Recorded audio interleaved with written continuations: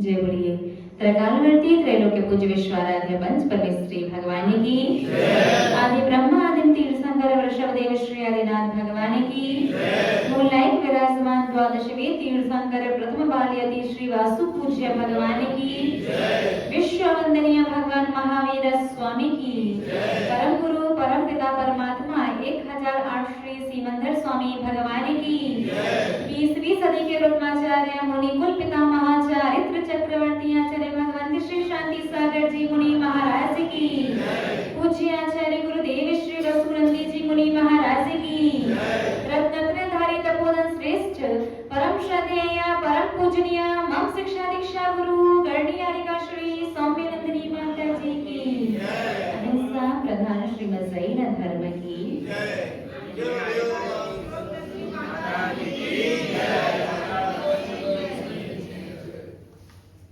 धर्म स्नेही आप सभी भव्य महानुभाव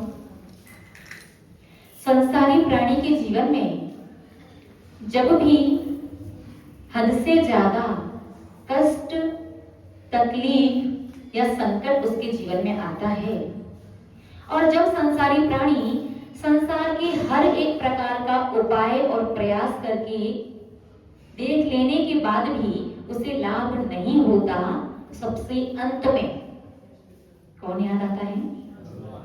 फिर भगवान याद आते हैं। भगवान मैंने बहुत हाथ पैर चला करके देख लिया, मैंने बहुत प्रयास करके देख लिया, मेरा कोई भी प्रयास सफल नहीं हुआ।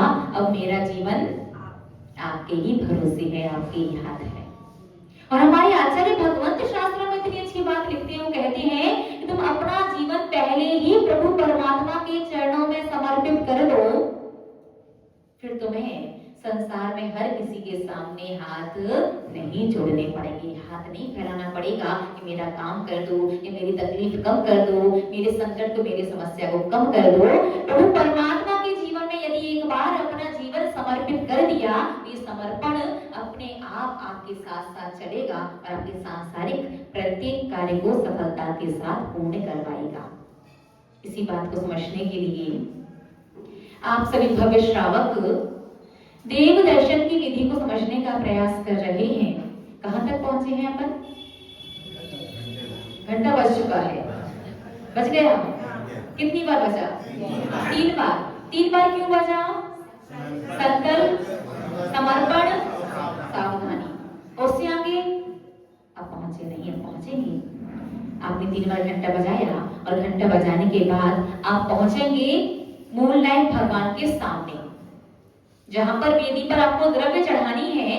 मूल नायक भगवान की वेदी के सामने जो टेबल रखी हुई है, वहां पर पहुंचेंगे और वहां पर पहुंच करके 3 बार भगवान को क्या बोलेंगे?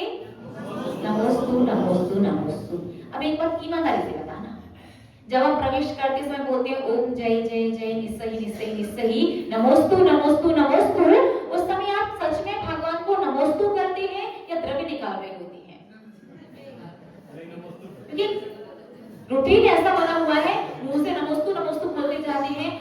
कोई द्रव्य निकाल रहा होता है, कुछ छांट रहा होता है, चावल चढ़ाना है, लौंग चढ़ाना है या बादाम। तो याद रखना प्रत्येक क्रिया महत्वपूर्ण है। जो अपने सही निश्चय करके घंटा बजाने के बाद आप मूलनायक भगवान के समक्ष ठीक उनके सामने पहुंचेंगे तो आप उन्हें करेंगे नमोस्तु नमोस्तु नमोस्तु 3 बार नमस्कार। और कहाँ करेंगे? सहस्त्रार्ध चक्र पर। कहाँ पर? सहस्त्रार्ध चक्र पर। आपका जो अंगूठा है, अंगूठा का मूल भाग ये वाला हिस्सा, तो ये वाली हड्डी है ना, ये वाला हिस्सा यहाँ पर टच होना चाहिए, इस प्रकार से। समझ में आया? अच्छा, ध्यान दिया है। सर्वप्रथम जब मंदिर प्रवेश करें तो आपका नमोस्तु कहाँ होना चाहिए? सहस्त्रार्ध चक्र पर नमोस्तु नमोस्तु नमोस्तु। समझ में आया? यहाँ नहीं, ये अंगूठे का ये वाला हिस्सा यहाँ पर नमोस्तु नमोस्तु नमोस्तु। क्यों? क्योंकि ये मूल भाग, मूल हिस्सा कहलाता है। अंगूठा का मूल हिस्से पर लगाने से ये अर्थ प्रकट होता है कि मैं अपने मूल से की गई समस्त गलतियों की क्षमा याचना भगवान जनेन्द्र देव आपके समक्ष करता हूँ। मूल से यानी जब से मैं संसार में हूँ, अनादिकाल से हूँ, अनंत पर्यायों को, अनंत जन्मों को धारण कर चुका हूँ और अनंत भवों में सिर्फ गलती ही गलती, पाप ही पाप, गलत ही गलत किया है, जिसकी वजह से मुझे आज भी संसार में परिभ्रमण करना पड़ रहा है। शायद मैंने पूर्व के भवों में कुछ अच्छा कार्य किया होगा, कुछ पुण्य का संचय किया होगा, जिस पुण्य के फल स्वरूप आज मुझे जैन कुल में जन्म और आपके दर्शन मिल रहे हैं। अब मैं अपनी सभी समस्त गलतियों की क्षमा याचना आपके समक्ष करता हूँ। तो इसे बिल्कुल ध्यान रखना, ऊपर नीचे कहीं नहीं करना। एक बार सब लोग करके दिखाओ। हाँ, लगभग सभी का ठीक हो रहा है। तो नमोस्तु करना है तो अंगूठे के मूल वाला हिस्सा यहाँ पर स्पर्श होकर हल्का सा सिर आपका नीचे होना चाहिए। नमोस्तु नमोस्तु नमोस्तु। अब नमोस्तु करने के बाद अभी भी आपको द्रव्य नहीं चढ़ानी है। अब आप अपने दोनों हाथों को हृदय के सन्मुख जोड़ेंगे। हृदय के सन्मुख, कुछ गलत तो नहीं बोला हमने? बोलिए ना। हृदय के सामने हाथ जोड़ने हैं। हृदय कहाँ है आपकी बॉडी में? लेफ्ट में, राइट में, सेंटर में? लेफ्ट में। हमने कुछ नहीं कहा है, आपने कहा है लेफ्ट में है। Are you sure? आपने शास्त्रों में पढ़ा होगा, जिनवाणी में पढ़ा होगा, साधु संतों से, गुरुओं से सुना होगा, अपने घर के बड़े बुजुर्गों से भी सुना होगा कि हृदय के सन्मुख हाथ जोड़िए। भगवान की स्थापना कहाँ कीजिए? हृदय में। तो हृदय लेफ्ट में होता है आपके अकॉर्डिंग, हमने नहीं कहा है। तो आप बीच में होता है, लेफ्ट आपके अकॉर्डिंग लेफ्ट में होता है। तो आप दोनों हाथ को ऐसे जोड़ते हो क्या? ऐसे क्यों जोड़ते हैं? बहुत सिंपल सी थ्योरी है। देखिए, हमारा जैन धर्म जो है पूर्णतया वैज्ञानिक धर्म है। और विज्ञान लोग जो है, विज्ञान जो है वर्तमान का, वो दिन प्रतिदिन रिसर्च करता है, खोजता है। उसे जो चीज मिलती जाती है उसे प्रूव करता जाता है, फिर आगे दोबारा पुनः खोज करेगा और उसकी थ्योरी यदि गलत सिद्ध हो गई तो दूसरी चीज प्रूव कर देता है। तो मन, हृदय जो है उसका साहित्यिक नाम मन है। और मन की रचना बहुत सूक्ष्म होती है, बहुत छोटी होती है। किसी भी प्रकार के माइक्रोस्कोप से, किसी भी सूक्ष्मदर्शी यंत्र से मन को देखा नहीं जा सकता। तो हृदय और मन एकार्थवाची हैं। तो मन कहाँ होता है? यहाँ मध्य में। हृदय कहाँ होता है? यहाँ मध्य में। आपने जिन प्रतिमा का दर्शन किया होगा और प्रतिमा के दर्शन के समय आपको वक्ष स्थल पर एक वो फूल दिखाई देता है, श्रीवत्स का चिन्ह, वही स्थान है हृदय वाला। तो लेफ्ट में क्या होता है? लेफ्ट में होता है वो दिल होता है, जो धड़कने का और ब्लड को पंप करने का कार्य करता है। जब वैज्ञानिकों ने एक शब्द देखा पुस्तकों में हृदय, और फिर जब बॉडी में उन्होंने पूरी बॉडी को एनालाइज किया और हृदय को ढूंढने का प्रयास किया, तो मन बहुत सूक्ष्म है, हृदय की रचना बहुत सूक्ष्म है। वैज्ञानिकों को कोई चीज मिली नहीं तो उन्होंने दिल का ही दूसरा नाम हृदय रख दिया। आप लोगों की गलती नहीं है, आप लोगों ने विज्ञान में वही पढ़ा। कहती नहीं है ना कोई, यदि हार्ट सर्जन होता है तो उसे क्या कहते हैं? हृदय रोग विशेषज्ञ। किसी को हार्ट अटैक आ जाता है उसे क्या कहते हैं? हृदयघात हुआ है। बिल्कुल प्योर हिंदी में यही बोलते हैं ना। इसमें गलती कदाचित आपकी भी नहीं है, लेकिन आप ध्यान दो। आप भले ही शब्दों के माध्यम से इस बात को समझते हो कि लेफ्ट में हृदय होता है, लेकिन आपने जब भी सुना कि हृदय के सम्मुख हाथ जोड़ो, भगवान की स्थापना हृदय में करो, तब आपके हाथ हमेशा सेंटर में गए, बीच में। याद आया कि नहीं आया? कभी अपने लेफ्ट में जोड़े क्या? तो कहीं ना कहीं भाव रूप से अंतरंग के रूप में आप जान रहे हैं कि हृदय कहाँ है, लेकिन जो थ्योरिकल जो ज्ञान है, शाब्दिक जो ज्ञान है, उसके अकॉर्डिंग आप शब्दों में उसे जानते हो और भावों में आपको पता है सही और गलत क्या है। तो थोड़ा सा करेक्शन करने की और आवश्यकता, तो हमेशा ध्यान रखना लेफ्ट में जो है वो क्या है? दिल है, जो धड़कता है, ब्लड को पंप करता है। और जो हृदय है उसका दूसरा नाम क्या है? मन भी है। और उसकी रचना कहाँ है? बीच में, सेंटर में। अब आप हाथ कहाँ जोड़ते हैं? सच में सेंटर में जोड़ते हैं, कोई कोई ऐसे। और सर्दी का टाइम आ जाए तो अधिकांश लोगों के हाथ मुख के पास जोड़ते हैं। उसका भी रीजन है, क्योंकि मुख के पास जोड़ेंगे और कुछ ना कुछ हम पढ़ेंगे, मुंह से ना गरम गरम निकलती है, तो गर्माहट आती रहती है।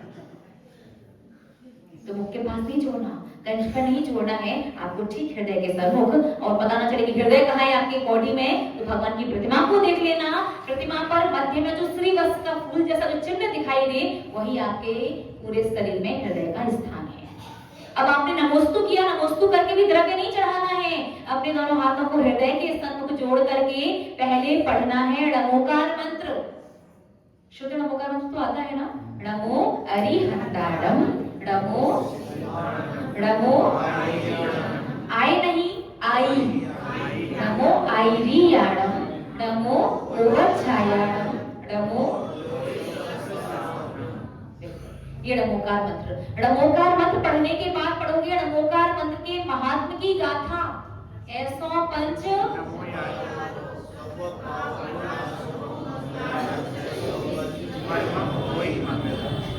अब दो प्रश्न सामने हैं, कारो या यारो, और होई या हवई, क्या सही है?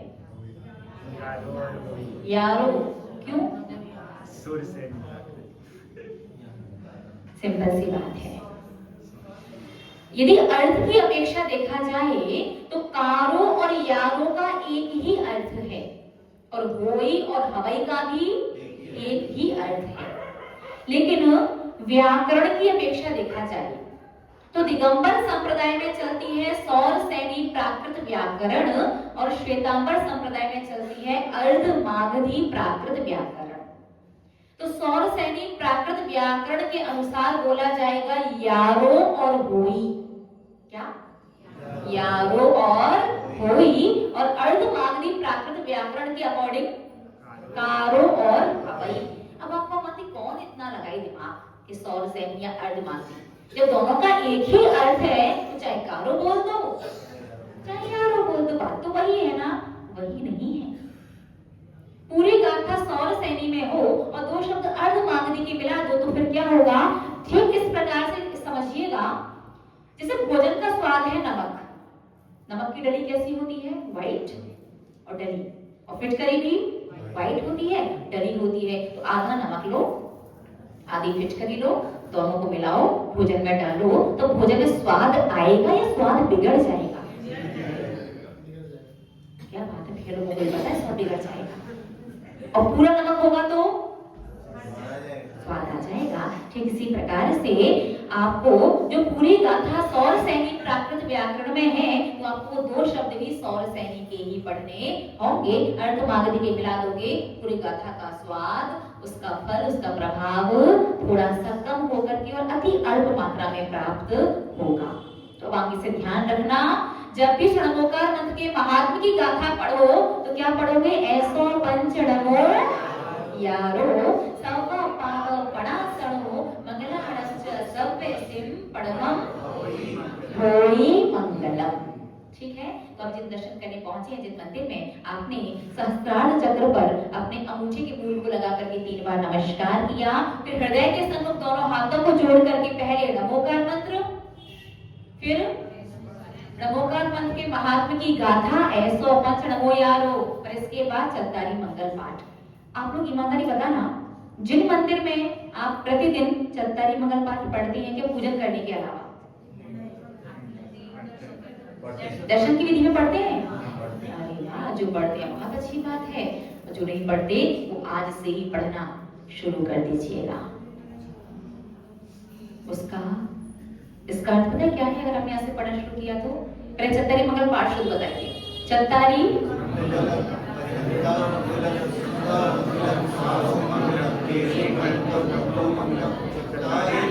सब लोग एक साथ एक स्वर में, चत्तारी लो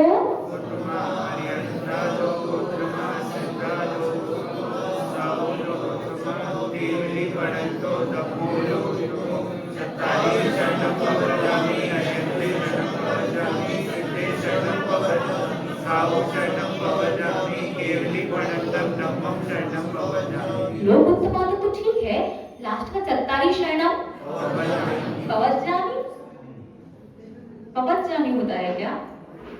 एक पूरा पा है, फिर 1.5 पा, वो आधा पा फिर पूरा पा, फिर 1.5 जा, आधा जा, पूरा जा पर आका डंडा, फिर माँ और वहां पर ई की मात्रा, तो क्या पढ़ेंगे? पवज्जामि।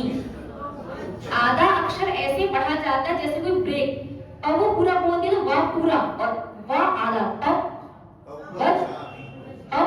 पवज्जामि। क्या पढ़ेंगे? पवज्जामि। तो आपने भी क्या पढ़ा था? पता नहीं, मतलब बच्चों की तरह आप लोगों ने कुछ का शुद्ध भी था और कुछ का तो कैसा था, स्वर में स्वर मिल रहा था, शुद्ध। चत्तारी शरणम पवज्जामि, अरिहन्ते शरणम पवज्जामि, सिद्धे शरणम पवज्जामि, साहु शरणम पवज्जामि, केवली पठन्तो धम्मं शरणम पवज्जामि। पवज्जामि नहीं, पवज्जामि। प्रश्न तो पढ़िएगा, पढ़ने बनेगा ना? कोशिश करना, मुश्किल नहीं है। दोनों हाथों को जोड़ के पहले नमोकार मंत्र, फिर 105 की गाथा, फिर चत्तारी मंगल पाठ। आचार्य भगवत शास्त्रों में कहते हैं, जो भी श्रावक प्रतिदिन देव दर्शन की विधि में भगवान जिनेंद्र देव के समक्ष चत्तारी मंगल पाठ को पढ़ता है, उसके जीवन में अति का अमंगल नहीं आता। पहले चत्तारी मंगलम 4 मंगल की शरण में पहुंच गया, उस व्यक्ति के जीवन में अति वाला अमंगल नहीं होता। जिसने कहा 4 लोग उत्तम है, उस व्यक्ति को स्वतः यश कीर्ति नाम कलंकावत हो जाता है। जो 4 की शरण में पहुंच जाता है, उसे फिर संसार में अन्य किसी की शरण में जाने की आवश्यकता नहीं पड़ती है। तो आपको ये जरूर से पढ़ना है। अब इसके बाद चढ़ाओगे आप द्रव्य। अब द्रव्य में आपको 2-3 बातें जानना बहुत आवश्यक है। पहली बात, आप डेली जिन मंदिर द्रव्य लेकर के क्यों आते हैं? आपके भगवान को भोग नहीं लगता, आपके भगवान भोजन नहीं करते, आपके खून पसीने की मेहनत की कमाई को खर्च करके आप द्रव्य लेकर के आए और सारी की सारी द्रव्य मंदिर के सेवक के पास, मंदिर का जो माली है उसके पास चली जाती है। डेली मंदिर में द्रव्य क्यों चढ़ानी चाहिए, ये पहला प्रश्न है। और दूसरा प्रश्न, इसका आंसर सबको आता होगा कि कुल मिलाकर के 170 प्रकार के अनाज होते हैं। कितने प्रकार के? 170 प्रकार के। और 170 प्रकार के अनाजों में से चावल ही लेकर के क्यों आते हैं? इसका आंसर सभी को आता है। जिस प्रकार चावल धान में से एक बार निकल जाने के बाद दोबारा उगते नहीं है, ठीक उसी प्रकार से चावल के माध्यम से हम भावना भाते हैं कि हे प्रभु परमात्मा, हमारा भी जन्म मरण पुनः पुनः संसार में ना हो। यही है ना? तो चावल लाने का लॉजिक तो समझ में आया, लेकिन डेली द्रव्य लेकर के मंदिर क्यों आते हैं? कितनी मेहनत की कमाई है ना। ये वाला लॉजिक नहीं लेना कि नीतिकार कहते हैं देव शास्त्र गुरु राजा ज्योतिषी वैद्य के पास खाली हाथ नहीं जाना चाहिए, क्योंकि इनके पास खाली हाथ जाओगे तो खाली हाथ आना पड़ेगा। नीतिकार तो बहुत कुछ कहते हैं, सारी बात मानते हो क्या? नीतिकार तो ये भी कहते हैं कि भोजन दिन में ही करना चाहिए, रात्रि में नहीं करना चाहिए। अब रात्रि भोजन के त्यागी है क्या? रात्रि भोजन तो छोड़ो, आप लोग तीर्थ क्षेत्रों की वंदना करने जाते हैं ना, वहां भी रात्रि में भोजन कर लेते हैं।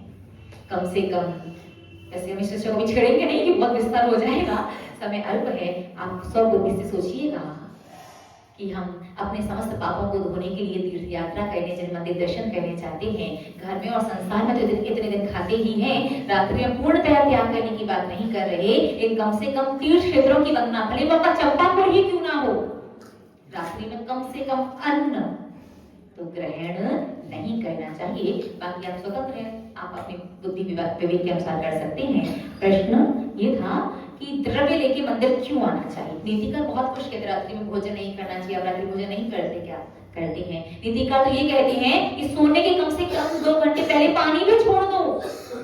आप छोड़ते कि जब तक सोते नहीं तब तक पीते रहते, और रात में सोते सोते प्यास लगाए तो हाँ, बहुत से लोग ऐसे उठ के पी लेते फिर सो जाते हैं, ऐसे भी होता है आजकल। तो शीघ्रता से बताइएगा, द्रव्य लेके मंदिर आने से क्या लाभ है? नहीं, खाली हाथ नहीं थे, उसके लॉजिक रीजन, क्योंकि हमें आज तक नहीं पता द्रव्य लेकर के क्यों आ रहे हैं, इसलिए हमारे भोजन में और मंदिर की द्रव्य में जमीन आसमान का अंतर हो गया है। खाने के लिए अच्छे वाले बढ़िया क्वालिटी के बासमती चावल, और मंदिर के लिए आप जब किराने की दुकान पर जाते हो ना, और किराने वाले को ये पता कि जैन साहब है और जैन साहब चावल मांग रहे हैं, ईमानदारी। किराने वाले का पहला प्रश्न, मंदिर वाले या खाने वाले? तो सबने खरीदे हैं चावल इस नाम से, है सब जगह होता है, सब करते हैं। वही पूछते कि जैन साहब खाते कुछ है और चढ़ाते कुछ है। खाने के लिए बढ़िया अच्छी वाली कागजी या मामरा बादाम, और मंदिर में भगवान को चढ़ाने के लिए काठिया बादाम, छोटी छोटी, इतनी छोटी और ऐसी कड़वी कि 1 किलो में 1 महीना चले पूरा परिवार मिलकर के चढ़ाए। तो खाने के लिए बहुत अच्छी वाली बड़ी वाली कश्मीरी लौंग, और मंदिर के लिए वो छोटी छोटी टूटन टाइप की। मंदिर की लौंग की हालत देखिए, उसमें तो सारा कचरा निकलता है साथ में। खाने के लिए नैवेद्य में अच्छे अच्छे पकवान वगैरह, चलो माना कि भगवान का वो पकवान नहीं चढ़ाओगे, नहीं चढ़ाओ ठीक है, लेकिन कम से कम आपके चटक का साइज, चटक तो चढ़ाते थे नैवेद्य में, उसका साइज क्या होता है? इतना छोटा होता है कि मतलब दिखती नहीं है ढंग से। और थोड़ा बड़ा साइज हो गया तो पूजन करते करते 1 के 2, 2 के 4, एक और अलग चढ़ाने में काम आएगा। विचार किया द्रव्य में इतना अंतर कैसे और क्यों? क्योंकि हमें आज तक पता ही नहीं है वास्तविकता में द्रव्य चढ़ाने का रीजन क्या है। सबसे पहली बात तो आचार्य भगवंत उमा स्वामी मुनि महाराज, जो साक्षात विदेश क्षेत्र जाकर के श्रीमंदिर स्वामी के दर्शन करके उनकी दिव्य वाणी सुन करके आए थे, जैन जगत के ऐसे महानतम आचार्य, इस पंचम काल के एकमात्र ऐसे आचार्य जिन्हें स्वयं की साधना के बल पर चारण वृत्ति प्रकट हो गई थी। एकमात्र एकलौती आचार्य। उनके गुरु कुंद आचार्य के विषय में भी इस प्रकार का वर्णन नहीं आता। आचार्य भगवंत कुंद स्वामी के पट्ट शिष्य थे उमा स्वामी जी मुनिराज। साधना इतनी उत्कृष्ट कि पंचम काल में एकमात्र ऐसे आचार्य जिन्हें चारण वृत्ति प्रकट, चारण समझते ना, आकाश में गमन करने की शक्ति, जिसके बल पर साक्षात श्रीमंदिर स्वामी के दर्शन विदेश क्षेत्र जाकर के करके आए। और उन्होंने एक उमा स्वामी श्रावकाचार्य लिखा है, इस श्रावकाचार्य ग्रंथ के अंदर लिखा है कि जो भी श्रावक भगवान जिनेंद्र देव के समक्ष द्रव्य को तोड़ता है, खंडित करता है, जैसे आप लोग बैठे बैठे पूजन में लौंग को क्या करते, 2 टुकड़े कर देते हैं, धूप में लौंग चढ़ाते हैं ना, साबुत लौंग के 2 टुकड़े करने से क्या होता क्या है, मुझे बताइए ना। तो 2 टुकड़े करने से किसी धूप पड़ जाती है क्या? रहेगी तो खड़ी लौंग ही ना। बैठे बैठे चिटक के बड़ी चिटक आ गई तो 1 के 2, 2 के 4, या फिर एक का चिटक नैवेद्य कम पड़ गई तो भी 1 में से 2 कर लो। जो जिनेंद्र देव के समक्ष द्रव्य को खंडित करता है, तोड़ता है, उसे यति हत्या वाले पाप का बंध होता है। यति हत्या समझते? यति ने साधु, एक साधु को मारने से जिस क्वालिटी का पाप बंधेगा, आपको साधु को मारने वाला नहीं, साधु को मारने से जिस क्वालिटी वाला पाप बंधेगा, उस क्वालिटी वाला पाप बंधेगा। द्रव्य को भगवान जिनेंद्र देव के समक्ष खंडित करने से, तोड़ने से। तो फिर क्या करेंगे? वैसे तो तोड़ने की आवश्यकता ही नहीं है, अपने आप बहुत अच्छा विधान है स्थापना नाम का। किस चीज का विधान है? स्थापना। कभी पूजन की थाली में कोई चीज कम पड़ जाए जैसे आपके पास सचित्र पुष्प नहीं है, आप पीले चावल को पुष्प बनाते कि नहीं बनाते? पीले चावल पुष्प है क्या? आपको किसी को फूल की माला पहनानी हो तो पीले चावल की माला पहना सकते हो क्या? लेकिन अपने यहाँ स्थापना निक्षेप, कौन सा निक्षेप चलता है? बहुत अच्छा निक्षेप है। अच्छा, पीले चावल पुष्प कैसे बन गए? पीले चावल ही पुष्प क्यों? बता सकते क्या आप लोग? आप लोग पुष्प के स्थान पर क्या चढ़ाते हो? क्यों? पीले चावल को तो जहां तक मेरी समझ में आ रहा है, कहीं तक भी दूर दूर तक किसी भी देश में, प्रांत में, राज्य में कहीं भी उसे फूल तो नहीं कहते होंगे, पीले चावल को पुष्प कहते होंगे क्या? बोलिए ना। सिर्फ पूजन में अपन पुष्प के स्थान पर पीले चावल चढ़ाते हैं ना, क्यों? हमारे पूर्वज करते आ रहे थे तो हमें बता के गए कि पुष्प के स्थान पर पीले चावल चढ़ाने हैं, हमने चढ़ाना शुरू कर दिया। बस इतना ही है क्या? आचार्य भगवंत उमा स्वामी मुनि महाराज ने उमा स्वामी श्रावकाचार्य में ही लिखा है कि सचित पुष्पों की अनुपस्थिति में पीले चावलों की पुष्प संज्ञा है। क्या लिखा? सचित, जो ओरिजिनल है तो सचित बोलेंगे, सचित पुष्पों की अनुपस्थिति में पीले चावलों की पुष्प संज्ञा है, इसलिए हम लोग पुष्प के स्थान पर पीले चावल चढ़ाते हैं। ठीक इसी प्रकार से पूजन वगैरह करते समय आपके पास कोई भी सामग्री कम हो जाए, कोई भी द्रव्य कम पड़ जाए तो आपको तोड़ने की, खंडित करने की आवश्यकता नहीं है। आप अक्षत में, पुष्प में, किसी भी चीज में उस द्रव्य की स्थापना करके उस द्रव्य के स्थान पर चावल चढ़ा सकते हैं, दोष नहीं लगेगा। कम पड़ने पर चढ़ाने में दोष नहीं लगेगा। बात समझ में आई?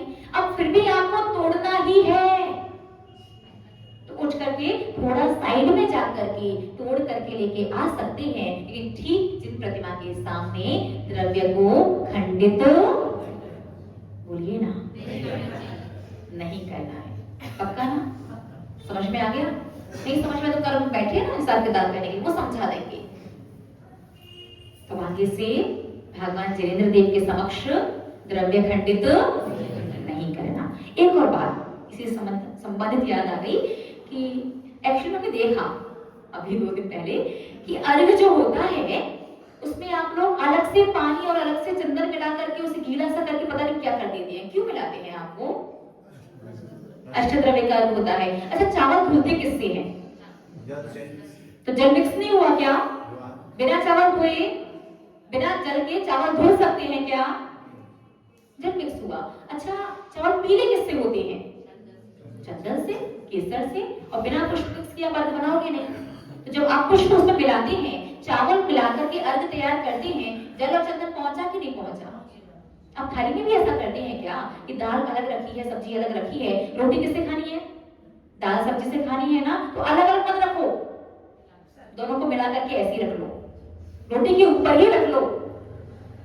ऐसा करते हैं क्या? नहीं नहीं, भोजन तो बहुत व्यवस्थित, ग्रास, रोटी की ग्रास अलग होनी चाहिए, अचार पापड़ अलग होना चाहिए, नमकीन मीठा बोलो ना अलग होना चाहिए, दाल सब्जी, क्यों? दाल सब्जी तो रोटी के साथ ही तो खानी है, तो रोटी के ऊपर रखो, ऐसे ऐसे करो खा लो। नहीं, रोटी के साथ तो खाएंगे, लेकिन रोटी के ऊपर ऐसे रख के।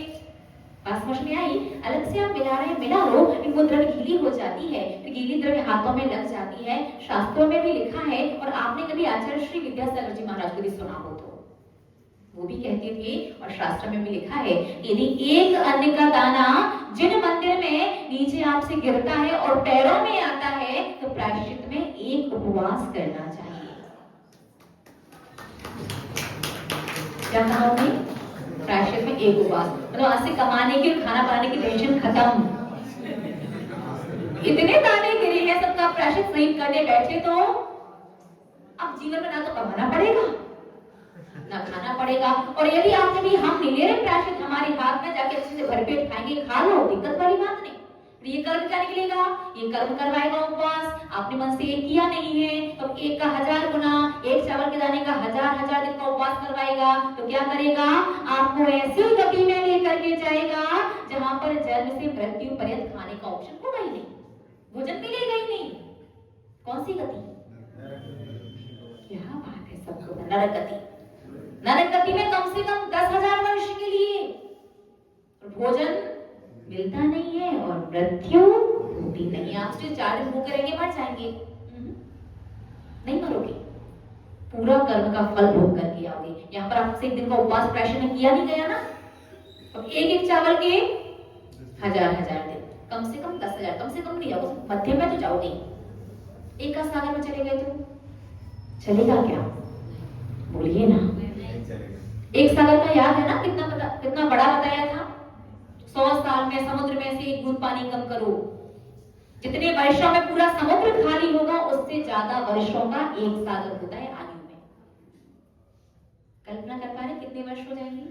इतने वर्ष तक भोजन का एक दाना नहीं मिलेगा। दुर्भाग्य देखो, फिर भी आपकी मृत्यु नहीं होगी और भूख की वेदना इतनी इतनी इतनी कि कल्पना से ऐसे कि 1 सेकंड मरने वाले, इतनी जोर की भूख लगे, कोई खाना दे दे, भोजन दे दे, ना मरण होता है ना भोजन मिलता है। तो क्या कहना है, जब कभी यदकिंचित गलती से गिर जाए, ठीक है, इन चावल वगैरह जब भी आप उठाएं, जब भी चढ़ाएं, तो प्रमाद नहीं करना, व्यवस्थित और सावधानी से चढ़ाना। आप जो अर्घ बनाते हैं, जब उसमें जल और चंदन आप जो पानी मिक्स कर देते हैं, उससे चावल गीले हो जाते हैं और गीले चावल कई बार हाथों पर वो लग जाते हैं, चिपक जाते हैं। जब उन्हें ऐसे ऐसे दिखाते हैं तो वो नीचे गिरते ही हैं, यदि चावल गीले हैं। देखो, आप लोग जल चंदन मिक्स करना चाहो कर लो, हम मना नहीं कर रहे, लेकिन हम बस आपको इतना बता रहे हैं कि अगर आप ये सोच करके मिक्स करते हो कि जल चंदन मिक्स नहीं करेंगे तो अष्टद्रव्य पूरे, अर्घ पूरा नहीं कहलाएगा, ऐसा नहीं है। पीले चावल में चंदन आ जाता है और बिना जल के चावल धुल नहीं सकते, तो जल भी समाविष्ट हो जाता है। मिक्स करने की आवश्यकता नहीं है। मिक्स करना चाहो कर लो, लेकिन जब प्लेट में लेके हाथ में लेकर के अर्घ्य या द्रव्य चढ़ाओ तो इतना ध्यान रखना, गीले चावल यदि हाथों से लग जाते हैं या प्लेट पर लग जाते हैं तो आराम से सावधानी से उन्हें वहीं पर निकाल देना है। समय होगा पूर्ण, चलते हैं कल पुनः चर्चा करेंगे इस विषय पर कि हम इतनी मेहनत करके जो श्रावक पैसे कमाता है, उस पैसे को खर्च करके डेली द्रव्य लेकर के जिन मंदिर क्यों आता है, उस श्रावक को क्या विशेष लाभ होता है, भगवान को द्रव्य चढ़ाने से और द्रव्य कैसे चढ़ाई जाती है, शेष चर्चा पुनः तब तक के जौले पंच परमेष्ठी भगवान की जय। एक और विशेष बात हमें याद आई, कहूँ तो बता दें क्या? अभी कुछ दिन का प्रवास आर्यिका संघ का आपके नगर में है, भागलपुर में, और यूं तो जिन धर्म के अनुसार देखा जाए तो नववर्ष कब है, यदि पंचम काल के हिसाब से देखें तो विनिर्वाण संवत दीपावली के दूसरे दिन, और शाश्वत अनादिकाल वाला नववर्ष देखें तो युग का परिवर्तन श्रावण कृष्णा एकम, वो वास्तविक में हमारा नववर्ष है। लेकिन यदि लोक व्यवहार के अनुसार और प्रचलन के हिसाब से देखा जाए तो 1 जनवरी को नववर्ष के रूप में सभी लोग मनाते हैं। कहा जाता है यदि किसी वर्ष की पूर्णता और किसी वर्ष का प्रारंभ यदि शुभ शगुन के साथ किया जाए तो पूरा वर्ष आनंद और मंगल के साथ व्यतीत होता है, मंगल में हो जाता है, आनंद में हो जाता है। तो एक बात बताइए, आप लोग अपना 2025 का पूरा वर्ष आनंद में और मंगल में बनाना चाहते हैं क्या? सब एक स्वर में सभी लोग पूरे वर्ष के लिए कुछ शगुन करना चाहते हैं क्या?